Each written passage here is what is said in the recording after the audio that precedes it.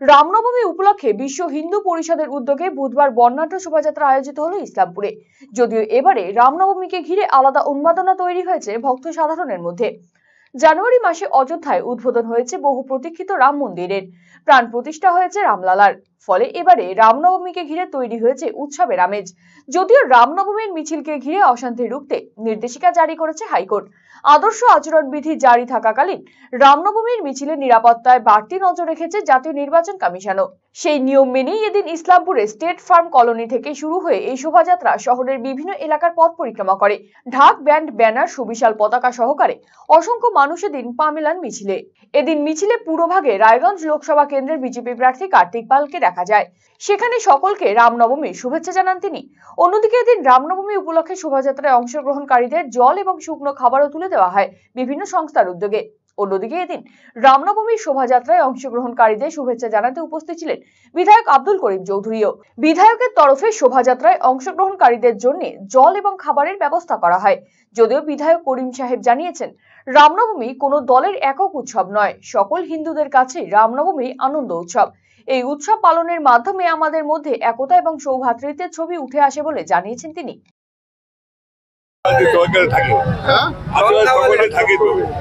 শুভেচ্ছা, আশীর্বাদ সকলের জন্য থাকে। এই যে একটা সৌহার্দ্যের চিত্র এখানে প্রত্যেকবারই আপনি থাকেন, এবারও আছে, কি বলবেন? আমি বলছি এটা আমার রীত, ইসলামপুরের সাম্প্রদায়িক সম্পত্তি রক্ষা করা রীত মান। এইটা ইসলামপুরে আমি আজকে বহুদিন ধরে যতদিন এই রামনবমীর যাত্রা যাচ্ছে, লোকগুলো যাদের না খাওয়ার জল খাওয়ার টান করতেছে তাদের আমরা জল ব্যবস্থা রেখেছি। এইটা ইসলামপুরের রীত, সকল ধর্মের সম্মান দেওয়ার জন্য আমরা সকল ধর্মের সম্মান দিই, আর সেই সম্মানে আমরা জলের ব্যবস্থা রেখেছি। যার জলের টান করবে তাকে জল খাওয়া। আমরা এই ইসলামপুরের রীতটা আমরা রেখেছি। রীত মানে ইসলামপুরের সাম্প্রদায়িক সম্প্রীতিটাকে বজায় রাখার জন্য। অপরদিকে এদিন রামনবমী শোভাযাত্রায় সৌজন্যের এক বিরল ছবি ধরা পড়ল ইসলামপুরে।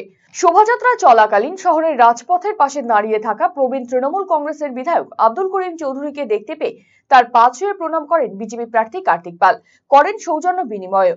পাশাপাশি এদিন কার্তিক বাবুর হাতে শরবতের গ্লাস তুলে দেন করিম সাহেবও।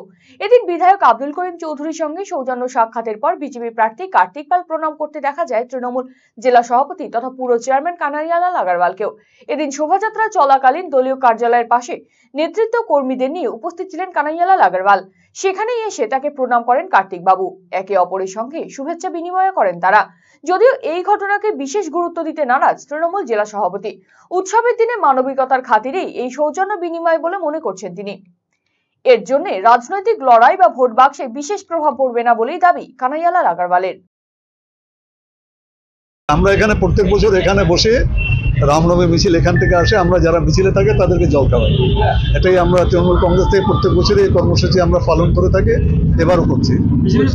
মানুষের মধ্যে কোনো তফাৎ হয় না, আজকে মানুষ হিসাবে আছে। হ্যালো স্টুডেন্টস, আশা করি তোমাদের পড়াশোনা খুব ভালো চলছে। তোমাদের পড়াশোনাকে আরও ভালো করে তুলতে এখন ফিজিক্সওয়ালা আসছে রায়গঞ্জের করোনেশন স্কুলে। আমাদের ক্লাস শুরু হবে মে মাসের ফার্স্ট উইক থেকে প্রত্যেক স্যাটারডে এবং সানডে। অন্যান্য সমস্ত স্কুলের ইন্টারেস্টেড স্টুডেন্টরাও অ্যাডমিশনস নিতে পারে। Admissions are going on, please enrol.